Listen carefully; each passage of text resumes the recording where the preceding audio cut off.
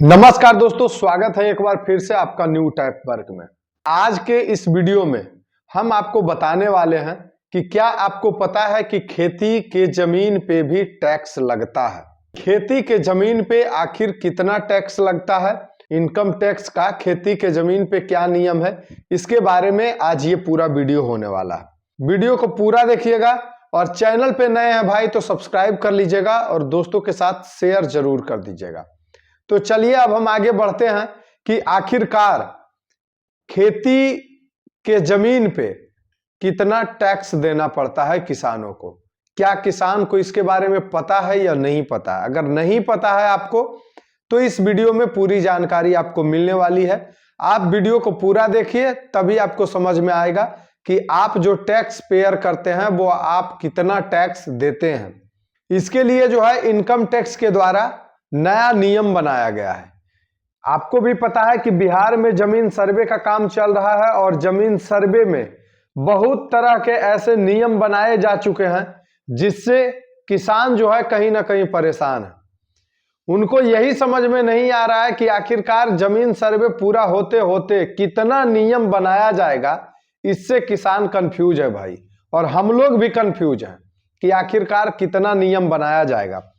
तो चलिए अब हम आपको बताते हैं। अब आपके जहन में ये सवाल आ रहा होगा कि आखिरकार खेती के जमीन पे कहां टैक्स लगता है।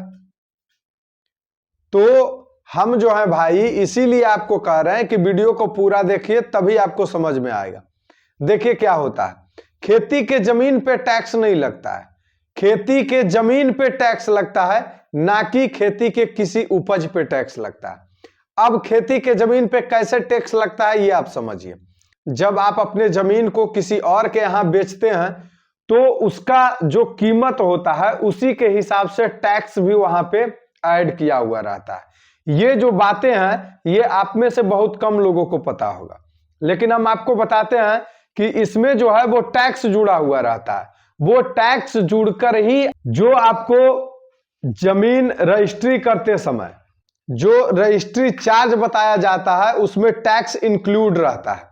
तो टैक्स उसी में लगता है भाई। जब आप अपने जमीन का किसी के यहां क्रय विक्रय करते हैं तब जो है आपको उसका जो है टैक्स देना पड़ता है सरकार को। आप ये तो जान गए कि हम जमीन को खरीद बिक्री करते हैं तो सरकार टैक्स लेता है, लेकिन ये भी तो पता होना चाहिए कि आखिरकार सरकार हमसे कितना टैक्स लेती है और किस टाइप के जमीन हम बेचते हैं तो कितना टैक्स हमको देना पड़ता है सरकार को। तो आइए अब हम विस्तार में समझते हैं। तो इसके लिए क्या करना है भाई, चैनल पे नए हैं तो सब्सक्राइब कर लीजिए और वीडियो को एक प्यारा सा लाइक कर दीजिएगा और दोस्तों के साथ शेयर कर दीजिए। तो चलिए अब हम बताते हैं आपको। हाल ही में आयकर विभाग द्वारा खेती भूमि पर लगने वाले कर को लेकर अपडेट दिया गया है। सबसे पहले आपको यह समझना जरूरी है कि कृषि को आयकर विभाग के द्वारा दो टाइप में बांटा हुआ है। ये दोनों जमीन को जो है आयकर विभाग अलग अलग नजरिए से देखती है। अब इसमें यह समझना जरूरी है कि आयकर विभाग आखिरकार कैसे जमीन को किस हिस्से में बांट रही है। तो सबसे पहले हम आपको बताते हैं, जो जमीन कृषि योग्य जो जमीन जो है रूरल एरिया में आता है उसको एग्रीकल्चर लैंड कहा जाता है। लेकिन वही कुछ ऐसे जमीन शहरों में भी है जिस जमीन पे खेती किया जाता है, जिस जमीन पे लोग जो है वो बरसों से खेती कर रहे हैं, लेकिन आयकर विभाग का कहना है कि उस जमीन को हम जो है एग्रीकल्चर लैंड नहीं मानते हैं। आयकर विभाग जो है शहरी क्षेत्र में कृषि योग्य जमीन को एग्रीकल्चर लैंड नहीं मानती है और सिर्फ एग्रीकल्चर लैंड जो नहीं है उसी पे इनकम टैक्स का टैक्स लगता है।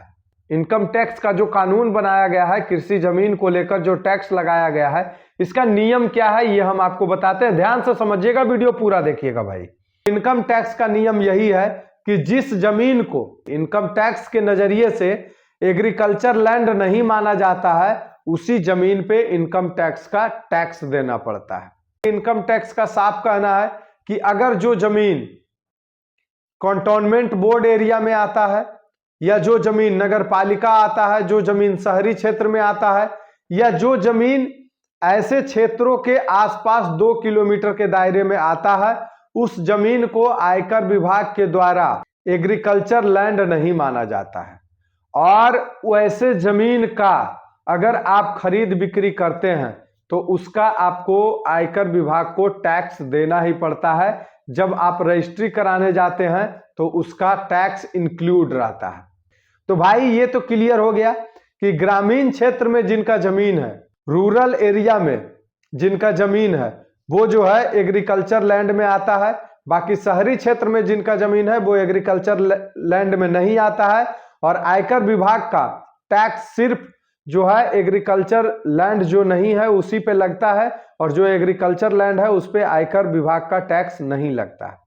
तो दोस्तों, आपको ये वीडियो कैसा लगा ये आप कमेंट बॉक्स में जरूर कमेंट कीजिएगा, और इसी तरह का वीडियो देखने के लिए आप हमारे साथ जुड़े रहें। चलिए मिलते हैं नेक्स्ट वीडियो में किसी बेहतर कंटेंट के साथ। तब तक के लिए टेक केयर, बाय बाय।